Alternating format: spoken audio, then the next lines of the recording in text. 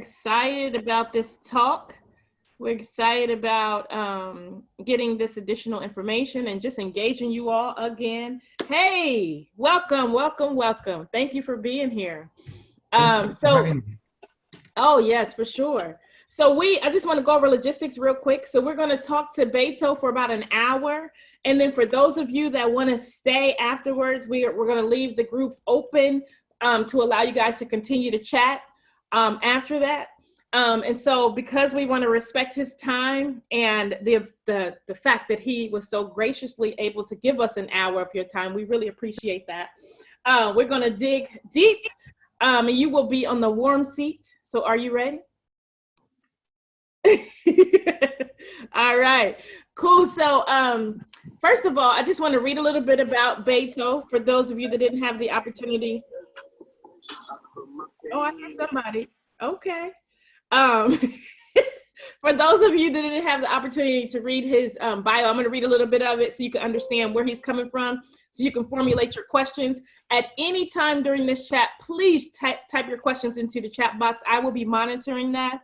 And I have a few questions that I've prepared for Beto, but this is for you guys. So if you have questions, please use the chat box. Please type them in, and I will be monitoring that and asking your questions, okay? So first of all, Beto is the executive director for Ventures Nonprofit. It's an organization with the mission of empowering individuals with limited resources and unlimited potential to improve their lives through small business ownership. First of all, I love that. I love that mission statement. Beto started his first business at the age of 8 years old, became a millionaire by selling candy, and continued. No, I'm just kidding. He was selling candy and continued over the years selling all kinds of products, from bags to magazines, a restaurant, a coffee shop, and a family business of jewelry and folk art. So Beto received a degree in international business in Guadalajara, Jalisco, Mexico, which I was just there in December. So I got a good picture of where you were. A certificate in nonprofit public organizational management from the University of Washington. Welcome, Beto. We really appreciate you. So tell us how you made your first million. Well, thank you for having me. Hello, everybody. Buenas tardes. Good afternoon. As you hear, Spanish is my first language. That's what I always start with. Buenas tardes, buenos días, ¿cómo están? But anyway, so the question is how I make my first million. So I've been an entrepreneur all my life. So since I was a kid, I have the privilege to come from a background. My parents, my grandparents have businesses. So we've been in business for 3 generations.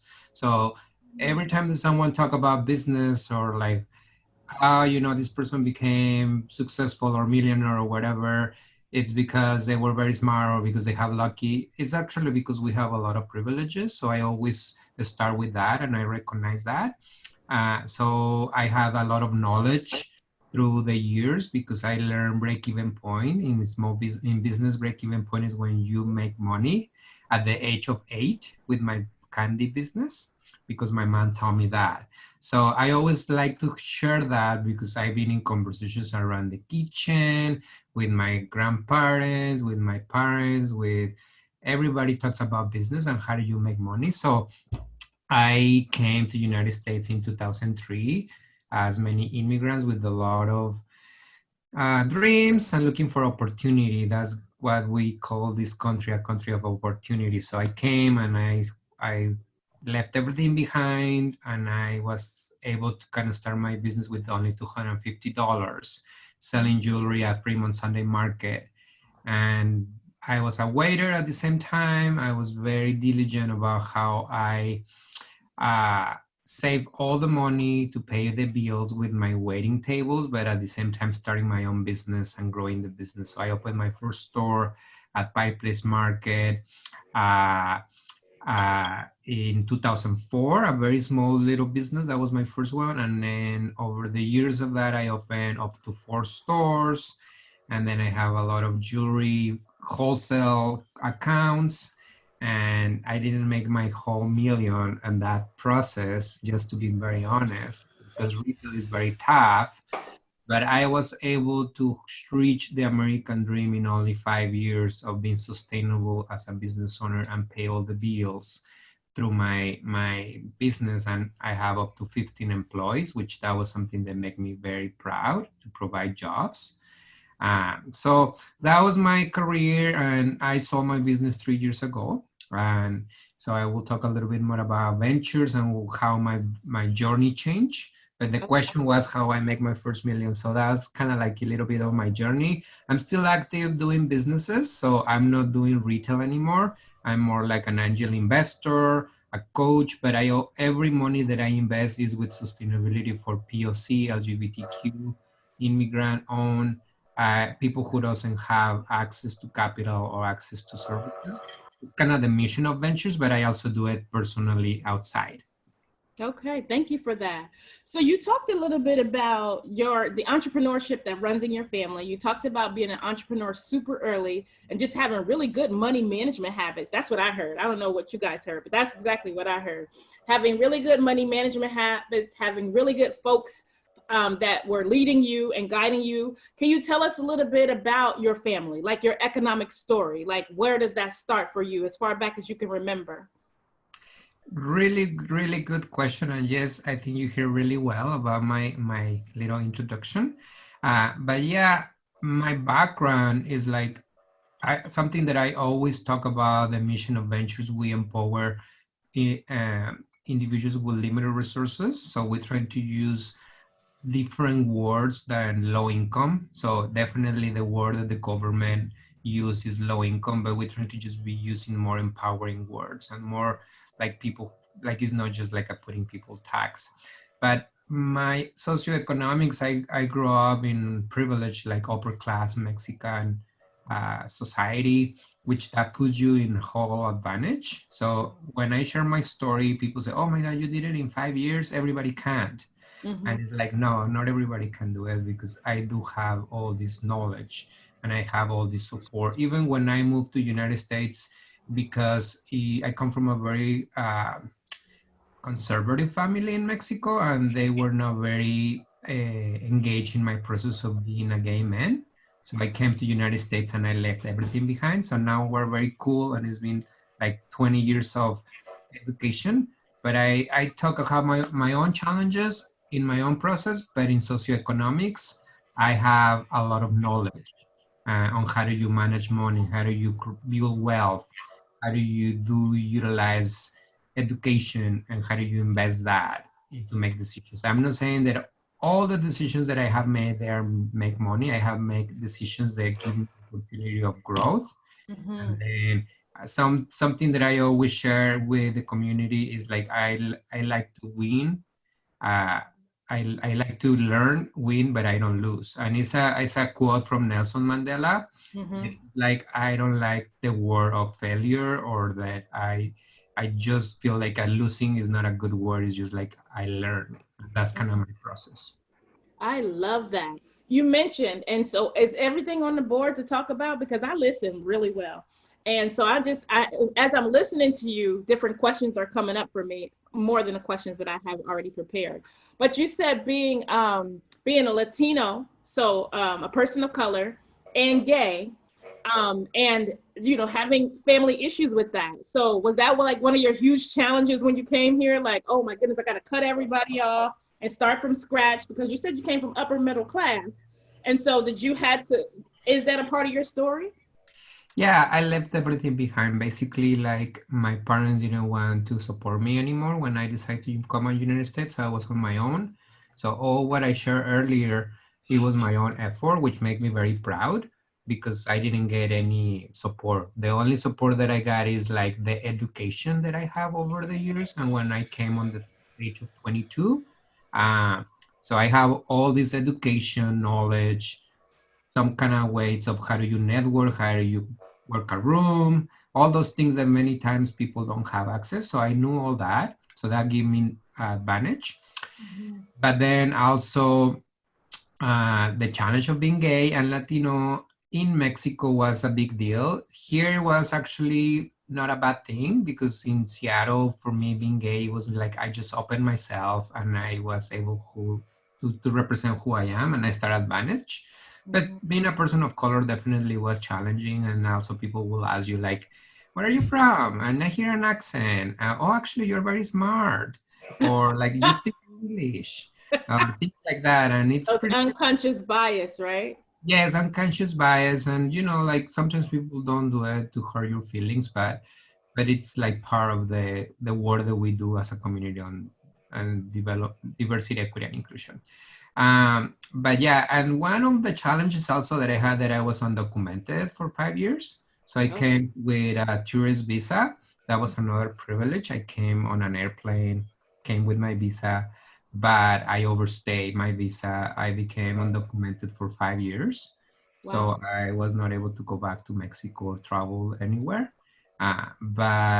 But I was dedicated and hired an attorney and again knowledge and how to utilize your resources, Mm-hmm. and I was able to kind of like get my green card, and now I'm a citizen. But that was a big challenge too, which I feel that I share that with many people that we serve, and that's what I'm also an advocate for undocumented communities, an IT I number. love that. I love the fact that you are helping the folks that have similar issues that you've had and you've actually experienced it.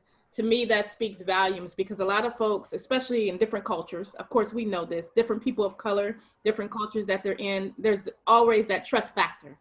So when you come in and you say, "Hey, listen, I was undocumented," I'm a man of Mexican descent. Then it's like all of those barriers kind of break down, and so you're able to help the folks. I read a few of your success stories, which I'm very proud. I saw that you guys have loaned over $1.4 million, and in 2017, your loan repayment rate was 100%. Like how does that happen? a Yeah, hundred percent of your loans are paid back. Like, what would you attribute that to? yeah, that's a really good question. I will be very transparent with you guys about when you define success. I like to be very respectful over my journey about defining success for anything, for an individual, for an organization, for anything. So that sounds very successful, because we attribute this because we do have a really nice ecosystem. So when I say an ecosystem, we are a CDFI, which is a community development financial institution, and an SBA lender. And a CDFI is basically what an like a bank, but for underserved communities, like people who doesn't have access to bank because they don't have a strong credit or they have bankruptcy, and the banks will not touch them. So that's what Ventures is. Mm-hmm. I always like to explain that, and then I will go in why we get all this repayment and how do we deploy all this money. So Ventures was founded in 1995 as a lender, as a micro lender. So from 1,000 to 5,000, with the idea of just distributing these funds for women of color, basically, who want to start a business. Kind of like the model of the Grooming Bank in Bangladesh.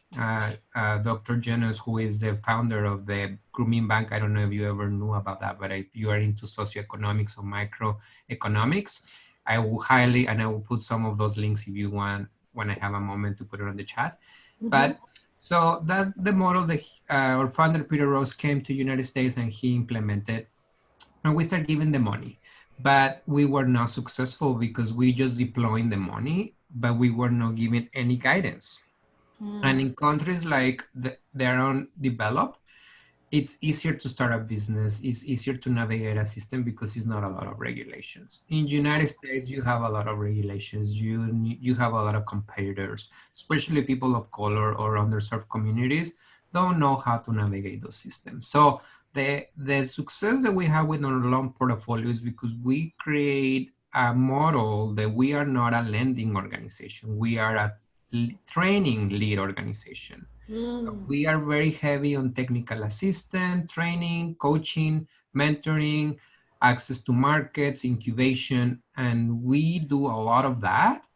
And the cherry on the top is the access to capital. Mm. So when someone comes to access to capital, they already know where is their market, where is their break-even point, their cash flow. They know how to pay taxes. They know what they want to be the corporation. So they already been incubated, and then they get access to capital. So we have a very strict model, kind of like it's like people reach out to us like, oh, Ventures will give you a loan. Yes, we'll approve you a loan, but you need to educate yourself because we believe in education. So that was the reason 100%. And right now we are been doing a diversity, equity, and inclusion journey for the last 2 years. Is something that we've been analyzing all our systems. And that's something like 100% of repayment is something that is like, are we doing the right work? Do we really taking enough risk as a city of five? So right now we're in conversations because we want to take more risk. If we're taking risk now, I want to make sure that we take more risk. And even if my repayment rates are 100, what about if it's less? And I will be okay because maybe I'm not giving loans, or we're not giving loans for those individuals who need more money. So we're doing this analysis of what are our systems. I have my own bias because I'm the executive director and I think we do a really, really amazing work. But I'm also want to be challenged for the community and see what are the portfolio looks like and how many people of color are receiving. Like more than 70% of our loan portfolio is people of color. So we are doing a good job. But are we approving loan, like very high risk? So we're in that communication right now. Okay. So when you say that more than 70% of your loans are with people of color, can you break down the people of color? Because we all know that, of course, Black, Latinx, and are, you have, what do they call it? They call it something majority and something minority. I can't think right now, just skip my brain. But basically, we know that there's different classifications in people of color. So can you break down, what that 70% kind of looks like? Yeah. So in our loan portfolio, the data it's not super detailed. So it's more like a bigger picture because we monitor it more into our training and the people that we serve. For example, we serve 600 clients per year, average. That's the number. And 80% are women, 75% are people of color. Then we divided in 33% are immigrants and refugees. 30% of that are Spanish speakers. So that's how we divide it. In terms of the people of color, how many of them are African American, how many of them are Latinx, how many of them are Asian or how East Africans. We don't really divide it, all of that. We are working on that, to be honest, on part of diversity, equity, and inclusion lenses of and what are the needs of the different community. Okay. Thank you for that. So the theme this year for Leadership Tomorrow is racism is a leadership issue, right? And so I know. it sounds like because of your own experiences and the fact that you have come up sort of through the ranks yourself as an entrepreneur and you're the executive director, and so kind of leading the work of your organization, you kind of have that lens on already, as you've already mentioned diversity, equity, inclusion a couple of times. I know those are buzzwords for a lot of people. But how are you guys showing up in that area? Like as ventures, how are you showing up? And I know you said that you're lending money, and what stuck out to me was the wraparound service. I think that's why you're at 100%. You guys are providing a true service to the folks that need it, not just here's some money and wait a minute, where's my money at and collecting later. But it sounds like you guys are really doing all of the work that is needed to help them be sustainable entrepreneurs. But how are you showing up when racism shows up? Like, what are you guys doing purposefully, as far as racism is concerned? Yeah, DEI, it's a very important work personally. So even before we became DEI, so this word started buzzing probably since our presidential election. So that's kind of what start kind of getting big again. So I've been aware of racism and classism and all these things that we experience, and I experience myself with different experience because again, my privilege of my class, I think that's something that makes always a difference. And it took me years to say that, but now I'm able to say it. So the way that I see ventures is showing up in how we unleash our resources or open the gates, it's been really a big journey for us on like analyzing what are our systems, what is our structure, who is the board of directors, who is our management team, what kind of services do we offer? Yes, we always been offer for individuals who are limited resources. I mean, a big percentage of them, they are people of color and people with disabilities or people who are the LGBTQ.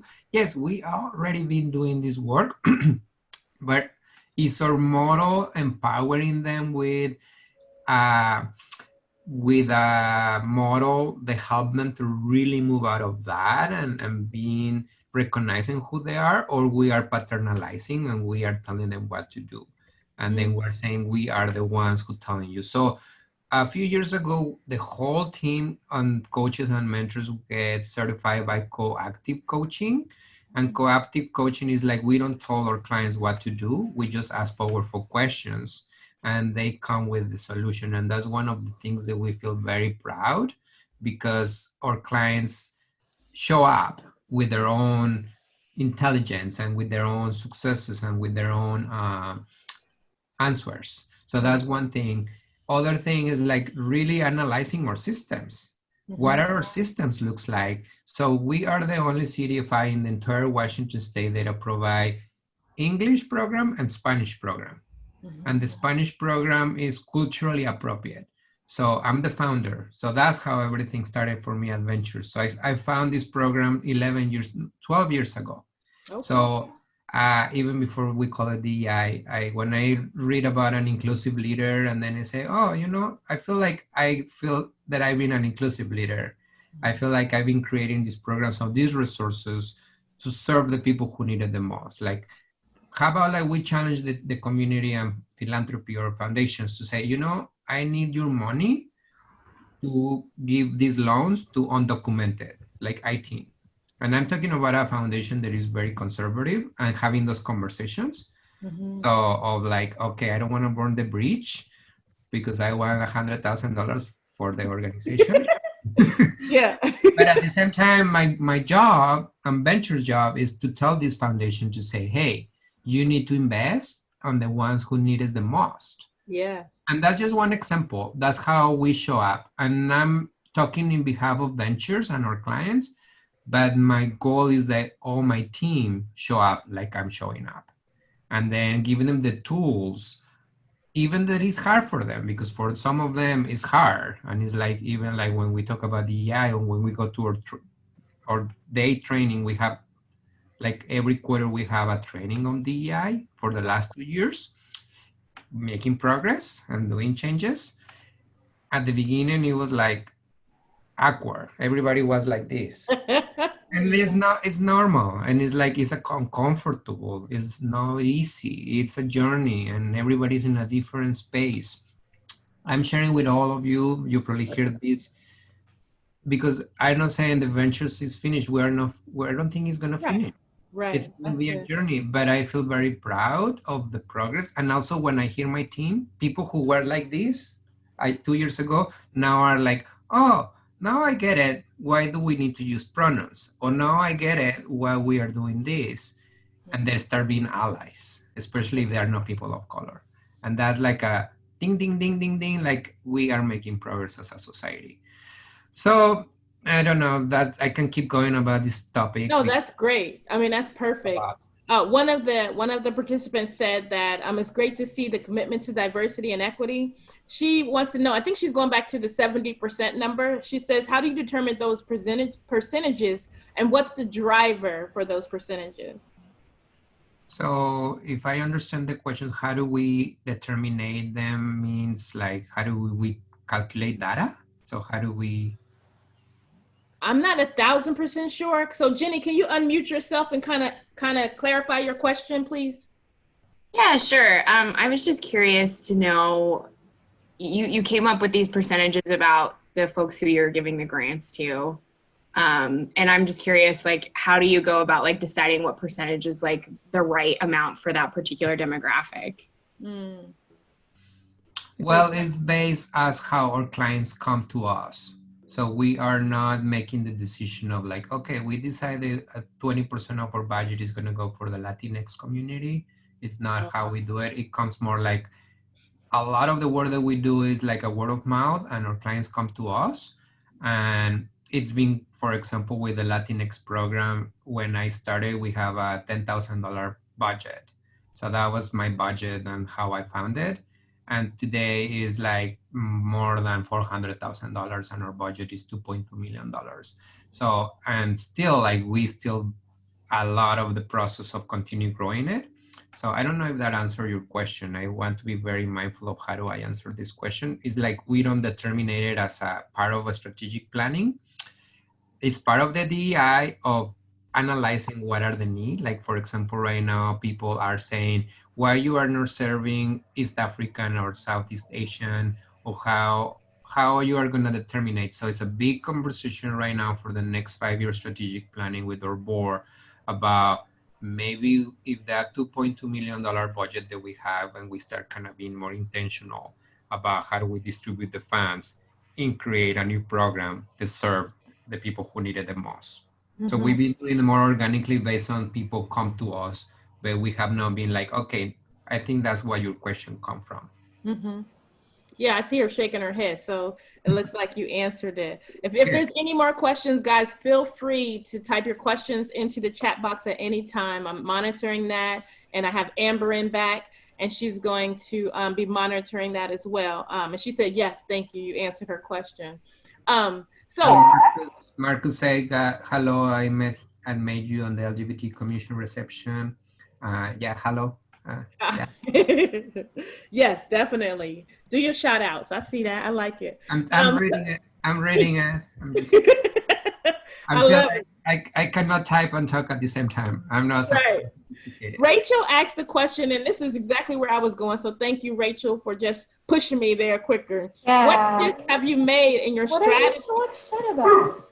Oh, Kathy, you have to mute. Okay, there you go. Rachel said, what shifts have you made in your strategy with COVID-19 and any new needs that have come up in your client community? So what type of things have you guys noticed, or, what kind of things are happening as a, what have you learned or gained from COVID-19? Oh my God. Our favorite topic. I was ready for that question and I just responded on the chat. Good luck, read everything. I'm just kidding. So, I'm looking too, like, what? Next question, please. No, I'm just kidding. No, it's been, I was not prepared for that. Personally, my team. So I don't think anybody was prepared for a pandemic. It's been a very, very challenging time. I feel like I'm doing well personally. I'm very grateful for my health. Grateful because I have a secure income, I have a healthy partner, and I have a place to live. So every day I feel like so grateful, and it's like, okay, I'm so grateful for that. Because I hear many stories of our clients and other individuals that they are suffering, and it's just like, it's not enough resources for all the need. So, and that's not new. We, in this industry, in the nonprofit sector that I've been working for the last 12 years, is not new. So we always hear that. It's a lot of needs, it's a lot of things, and we're always working a lot, but because we have a mission. So in order for me to answer the COVID-19, and I just copy and paste all these links for you guys when you have a chance, if you are interested and curious of how we are responding as an organization. So on March 13 was the last day that we were in the office. So that was, even before that, we start having conversations, because I do have a lot of insights from the government of like when it's going to be shelter in place, or when we never call it shelter in place, but it was stay home, stay healthy. So we were planning ahead a little bit because the information, and it was around also our annual event. So we were going to have our annual event and our fundraising of the 25-year anniversary. And that was, we were planning, our event was going to be on March 26th, an event that we were planning for 6 months before that. And then we started hitting all COVID-19 the last week of February, and it's kind of what started evolving. And then we start kind of pivoting just that event. And all that narrative, again, if you're curious, it's been in blogs. So we've been posting blogs about all this process for the organization. So We were very lucky as an organization, and more than lucky, we were a little prepared. So we've been doing e-learning, and we've been doing working from home every Friday. So my office closed every Friday, and everybody works from home. So we do have the systems, the technology, the computers. Everybody have that set up in Friday. So when all this was mandatory, of we want to make sure the entire team was healthy, it was a little easier transition. I'm not going to say that it was super easy, but that was smooth because we have everything on the cloud, the technology, we have good telephone systems, we have everything ready for people to start doing. The Zoom thing is something that we've been doing for a while, actually. So this is not new for us. We've been doing e-learning, and we've been doing some of this to some of our clients that they cannot drive or that they live in Tacoma, and in terms of mobility. So we were able to also shifting all our programming immediately. So all our programs that were in person, we shifted immediately in a week an online program. So, and that's what is happening right now. All our programs still operating, but everything is online, and all our coaches and mentors and our clients and everybody is doing what we're doing today. And that's been since March 13. What else we have been doing? Like really being very mindful about how I've been fundraising. I've been fundraising more than $500,000 just to the response. Wow. I know it's been like, you got good friends. No. We have the trust of the community. And when I say $500,000 come from the corporate, from the private, for individuals, for the government, and then all that distribution of money give me a lot of flexibility to, well, it's not me, just like the organization give us flexibility on how do we distribute the funds, how do we respond, how do we take risks. Like we distribute more than $160,000 in micro grants in the first 2 weeks to all our clients. So the micro grants was $500 each, but we distributed in a week. It was lean. It was so we do all that. And then we also have a store, as many of you know, maybe you don't know, we do have an incubator at the Pike Place Market. So we have it for more than 10 years. It's as a model of incubation. And that store was closed too. So we generate like $500,000 a year in that store, and half of that money goes to our clients. And imagine at that moment, all our clients, and right now they're suffering because we're not generating anything. So a little 10 days after everything started, March 13, we were able to pivot that and we launched our e-commerce store. So we did an e-commerce store. Right now, if anybody's interested, you can support local entrepreneurs. We have a wonderful e-commerce store. Look at you fundraising. Well, in your blood. It's going to help our clients. So because every penny that you spend, it goes back to our clients, and they're really suffering, and that's how we're trying to do. So that's kind of like the quick overview of the response of what we're doing. A lot of technical assistance, a lot of training, a lot of coaching. All our mentors and coaches are 8 hours a day calling clients. How do you navigate? How do you apply for this grant? Oh, you know, we just heard that Facebook is launching a grant. Okay, immediately we've been very organized, and the coaches and mentors that I have, 12 of them. So eager on frontline calling, and everybody have a portfolio. So when I say a portfolio, everybody have a group of people that are working. In that way, they build trust, and they know how their business work, and then that makes things linear. And then we divide it by service, by product, and by food. So that's how we divide our portfolios. I also include how do we pivot our annual event on an online event.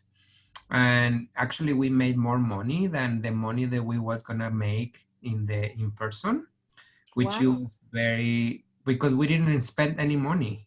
Exactly. We didn't have to pay. We didn't pay for food, we didn't pay for venue, we didn't pay for music, we didn't pay for. So all that money came back, and then we just do an online event that it was a pitch competition that we do every year. Everybody came. We actually, what we did is like we encourage people to order food from our clients who are in the food services business. That's awesome. Everybody ordered food, and it was a two hour event. Very cool. Like people donate. We keep all our sponsors' money because we keep the event going. And Like, we still have an event. We still need this money. but in order for us to do that event, we pivoted 10 times, and I'm not exaggerating. We No, changed I get it. the model 10 times. Wow. And a quick note, my development director have surgery the week before COVID-19, and she was out. So we also were short staffed. So it was like crazy, but I feel proud. My team is amazing. It sounds like it. And then I think another question do you ask, or someone is like, what we are seeing the need for? Yes. Yes. So more of this. Now, I'm not saying the ventures is doing everything, but we need more money to do technical assistance. So I'm advocating a lot in the government. So it's something that I've been doing for many, many years in microenterprise development. So because a lot of people talk about small business, but they forget about microenterprise. And I say microenterprise is solopreneurs or employs 1 to 5 employees, which is the majority of small business in our country. So it's like a $28 million, 28 million small business in our country, and 22 are solopreneurs. Mm-hmm. So anyway, so I always been kind of like advocating for that. So right now what we need more is how do we secure more money and funds to support the recover for microenterprise and solopreneurs and mom and pops. And some of them, they are not going to survive, and that breaks my heart because that's the reality. Some of them, they are not going to come back through. Right. They might be able to come back on the second hand on recovery. Mm-hmm. But some of them, they're gonna close. They're gonna lose their business. It's gonna be challenging in the next 2 years or 18 months. And I'm an optimistic, but this is the reality. But what we need to do is like, especially in our region, we need to figure it out. How do we really speak up as what does a small business mean? What kind of support they need? And social services are super important. Like I'm always an advocate of social services, like homeless, food, shelter, of course, but also economic development and economic opportunity needs a lot of support, and we never really have that. So I'm advocating a lot of that, and now people are seeing it. People are seeing that with our business, we're seeing how we are going to operate. So we need more money for TA and training and coaching, innovation, access to capital, creative capital, grants. It's not just a loan, it's like a creative capital. What I call a creative capital is like a money for people to thrive and reopen and try again. Because those are the individuals who are going to help us to rebuild all these crises. Yeah. So I'm advocating at the City Council of Seattle, Burien, Tacoma, Everett, all the city councils, King County, federal government with Senator Canwell, Murray, J. Paul. I'm in all those tables all the time talking about this because this is awesome. It's needed. It's really so needed. And I had an opportunity to look over some of your success stories and seeing like the picture being played out in different businesses. So I think that's important. I love, the fact that you're constantly putting them out regardless. We got COVID-19, but we still got somebody that's winning. So we about to showcase that. So I love that. We have another question, and I think this is really good. And I think what I want to say before I get to this question is we are doing about 5 of the sessions during the month of May, and this has been the highest attended. So people really wanted to hear from you. Yes, so they wanted to hear from you, and this is a question directly to trying to get some advice from you. So it says, "Hi Beto, I work at the Pike Place Market Foundation, and we're launching a small business recovery fund to support 500 plus businesses in the market.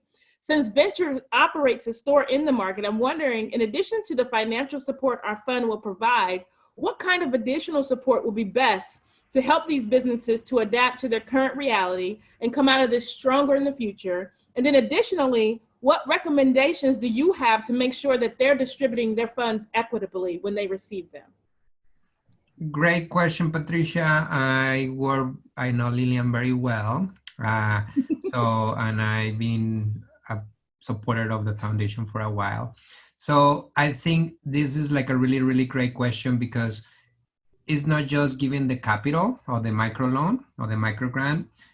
I think, and this is something that we also going to have, I have a meeting with Lillian next week, I think, to talk more about this, of we've been partnering in the past with the PDA, with the Pipeline Market, and then also with the foundation, the Pipeline Market Foundation, on giving training to the business owners. As many of you know, maybe you don't know, the market is an incubator, and it's a business incubator. It has the clinic. That's what the foundation exists. They have the affordable housing, the food bank, the childcare. So in order for me to answer this question, is like we need to offer more technical assistance to make sure that these $500, these $500 are just going to help them to kind of like a few weeks or like maybe the next month. So what we need is to help them to provide how they're going to pivot their business. What are the opportunities after this crisis? So that's one thing. And then how we are going to distribute these funds equitable? That's also a very really good question. So we have created our own internal process that I'll be happy to share. I'm so happy to share with you. It's just one page. It's very easy, lean. It's a process to make sure that we use DEI with those lenses. In that way, we distributed it. Actually, the way that we did it, we distributed first in Spanish, and then we did it in English, because that's kind of how we're thinking that the people who needed the most at that time is because English is the second language, is in a barrier. So that was our thinking. So some people might not be agree because that's not equitable, of saying like it's not equal, but we are trying to do it who needed first, and then how do we launch it second. It's a big important question right now that is happening who everybody who is distributing grants. And I don't say it, everybody is doing it right or wrong. We're just learning in the process. And every time that we launch a process like that, we are learning from each other to make it better in the process. So Patricia, I'd be happy to share that process a little bit more, but I'm having a meeting with Lillian on Monday, I think. If you could share with everybody your one pager, I think it'll be beneficial. I think a lot of folks are interested in that. And speaking of equitable, what do you think about this first come, first serve on the PPP and the EIDL loans and all of the larger corporations that received it and gave it back, and all of the small businesses that were looked over, and the different lenders who, you know, chose this loan over this loan or this company over this? What do you think about all of that? Like, what's your opinion on all of this? Good questions. I do struggle a lot with that first come, first serve, because again, if you come from a privileged background of opportunity and education, and that you get the information early on, you are going to be able to get access to that resource first. So, and unfortunately, those are the individuals who need it the less, many times. Everybody's suffering, everybody's on a crisis. I see it on different tables with small businesses in a different levels. From small businesses are divided in like 3 or 4 buckets. And then some businesses from 1 million to 10 millions, they're suffering. They're really, really in risk of closing their business, but they might not become homeless because they have other investments in their life. So they're able to pivot the business. But they're fearful because they know all what they're building, they might disappear with this crisis. But when the question comes of how do you distribute funds, you really need to analyze who are the most vulnerable, who are the ones who need it the most, and start distributing the funds there, which it was totally the opposite on this crisis. So the funds were distributed. I'll give you an example, very quick. Ventures was able to secure their PPP in the first round. So why we did that? So you knew what you were doing.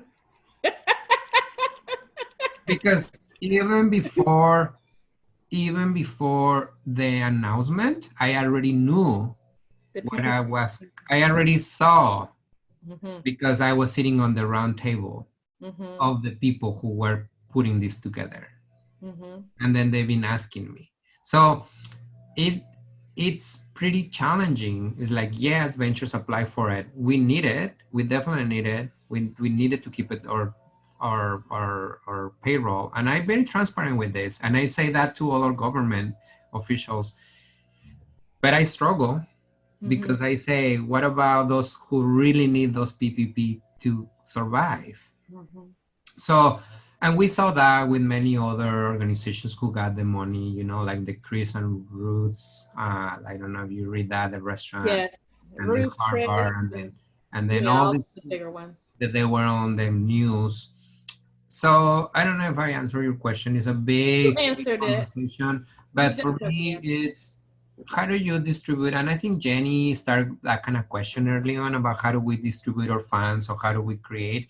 I think it's a conversation that we need to continue having as a society when things like that happen. And a crisis is a little bit more complicated because you're reacting. And then the PPP program is basically a program that is launched in 12 months.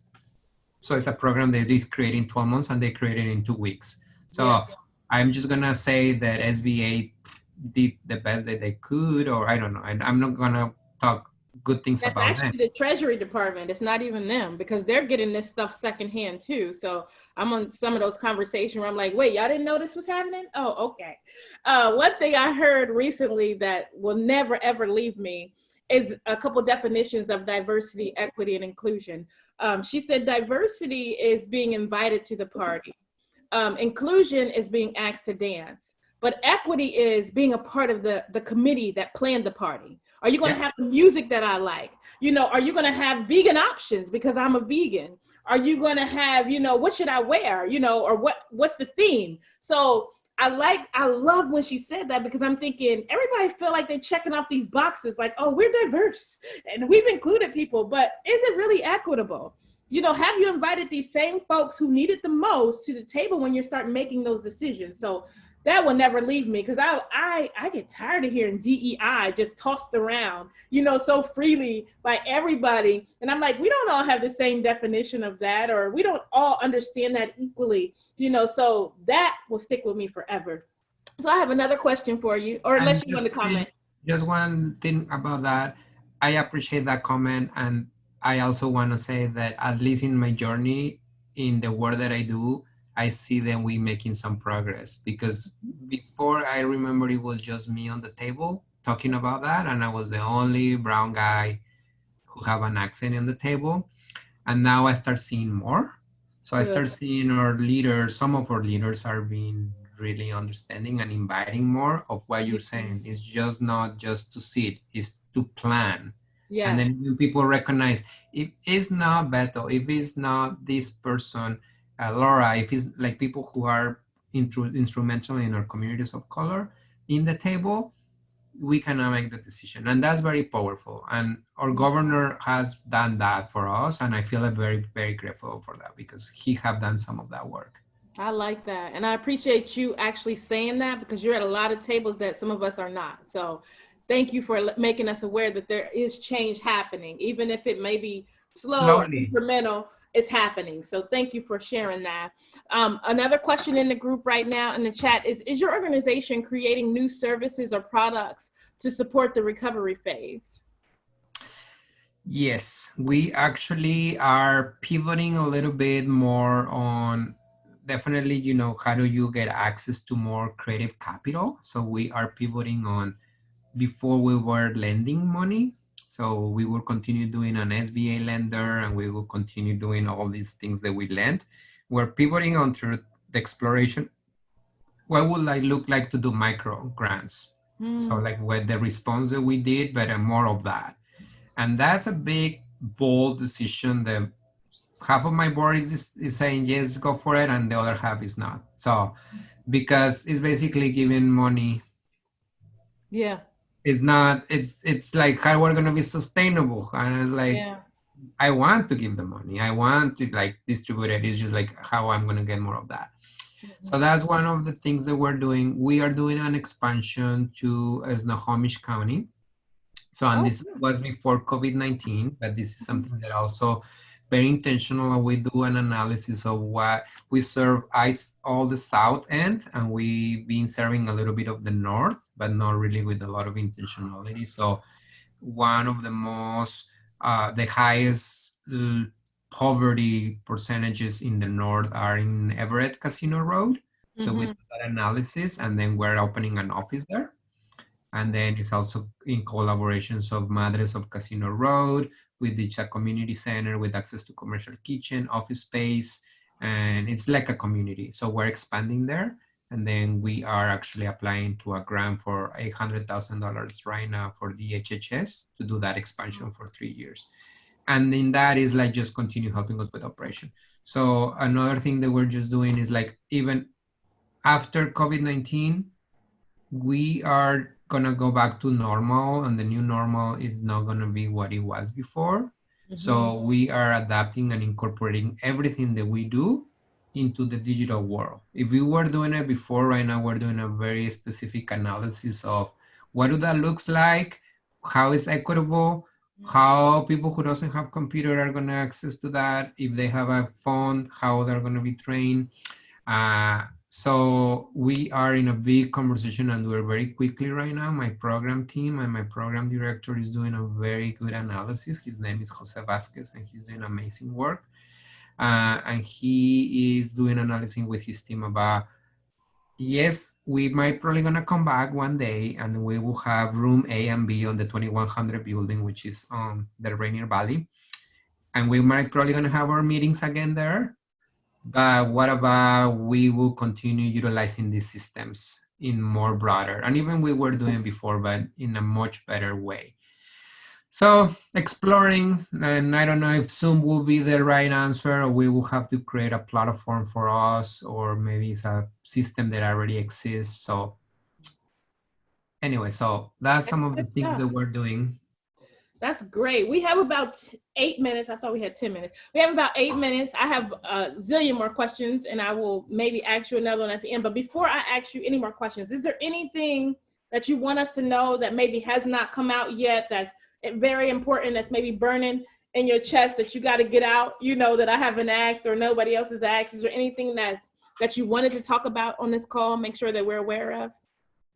I'm an optimistic, a positive. If anybody has done the strength finders, so I'm a woo optimist. Those are my top two.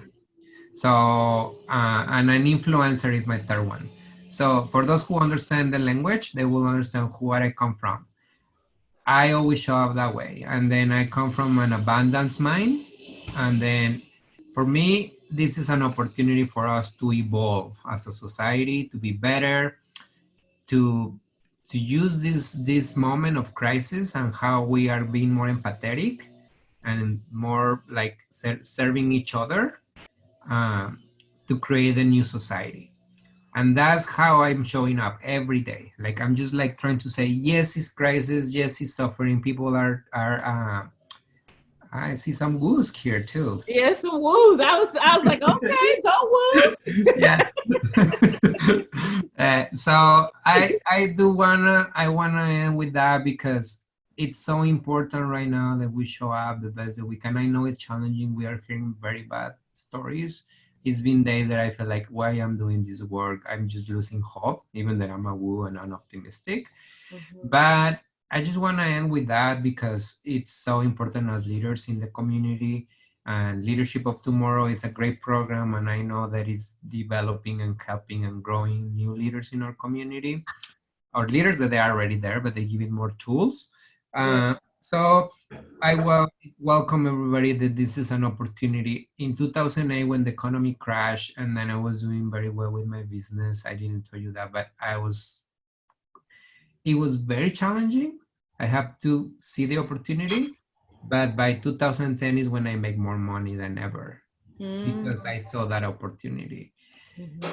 But I take a lot of risk. And when 2013 the economy was back to normal is when I lost the most, because I make a big change. And so it's always a game. It's always business, at least in business.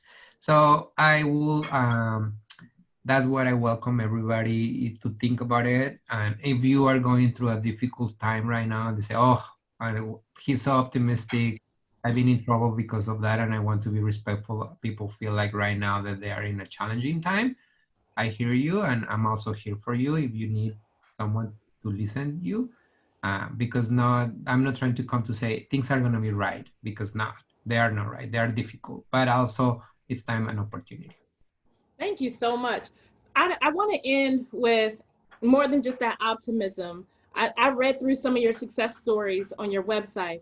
Can you leave us with just one where you're like, you know what, I'm super proud of my team and I'm just so excited to be a part of Ventures right now? Can you share like one of your success stories, even if it's not recent? Like, what do you attribute, or what are one of those stories that you think about when you do have those low moments where you're like, oh, this is crazy? Can you share one of those? Yes, when things get crazy, I always read the mission first. So, and when someone on my team comes and start like saying, "Oh my God, this is so difficult, or we are not doing moving forward," so let's read the mission first. So, and then on the values. So that's the first thing. And second, I do start this in 2008 as the Latinx programs of the founder. My first client, her name is Rosy Rodriguez, and her husband is Fernando Alarcon, a couple from Oaxaca, very hard workers. They were undocumented as well. They have two kids living in Beacon Hill with only probably making $15,000 a year, very, very low income. And then I was able to help them and coach them and give them the formula of wealth and success. That's what I always tell them, like, how do you learn? It's just about learning the formula. It's like everybody can do it. It's just like you just need to learn it and you need to have someone to guide you. But it takes time. If you start late in the game, it's gonna take you more time than generations, right? Mm-hmm. So anyways, my success story with Rosy and Fernando, after 12 years there, one of my really, really, really close friends now, that they come to my parties. They're ventures donors. They have 3 businesses. They reached $1 million last year in their business. Wow. They come from that low income background. Their kids just graduated from University of Washington. So they break the cycle of generational poverty. Awesome. That is a great story. And Rosy Alarcon is there, like you can find it on our website, and it's just like the full cycle. Mm-hmm. And then, but it takes 12 years of a very expensive technical assistant, and maybe they graduate like 8 years ago, like from us, like maybe they're starting the 5-year window. But that's what a lot of people don't understand, that the work that we do, it takes longer because you don't see the result immediately. I love that. Thank you for sharing that. I didn't actually read that one, but I'm going to go back and read it. We really appreciate you, Beto. We appreciate you being transparent. We appreciate you answering the hard questions, sitting in that warm seat. We appreciate all the resources that you've shared with us, and really just those stories. I think, I always try to take something away and leave with something. But we appreciate you. We appreciate your time, and we just thank you for this opportunity. And you, as you can see in the chat box, people are saying thank you, thank you, thank you, thank you, thank you. And so you need us to donate where? No, I'm just kidding. VenturesNonprofit.org. Muchas gracias. I really, really appreciate this opportunity. It's been an amazing engagement conversation. And yeah, so I don't have anything else. I wish you the best. Stay healthy, please. And yeah. Well, thank you for your time. Somebody did post the Ventures Marketplace, and we have that information. We do appreciate you. So we're going to transition right now. It's 1:00. We thank you for that entire hour.